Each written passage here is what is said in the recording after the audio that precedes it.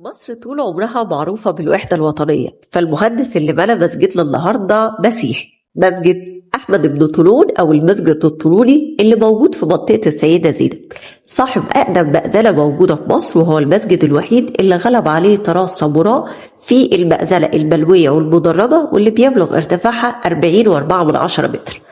أمر ببناء المسجد أحمد بن طولون مؤسس الدولة الطولونية سنة 263 هجريا 877 ميلاديا، ليصبح ثالث مسجد في عاصمة مصر الإسلامية بعد مسجد عمرو بن العاص في الفسطاط ومسجد العسكر في مدينة العسكر. وبرغم ان مسجد عمرو بن العاص لا يزال موجودا حتى الان، الا ان المسجد الطولوني بيعد من اقدم المساجد المصريه الموجوده القائمه، وده لاحتفاظه بحالته الاصليه مقارنه بمسجد عمرو بن العاص اللي اتوالت عليه الاصلاحات والتجديدات وغيرت من ملامحه الاصليه.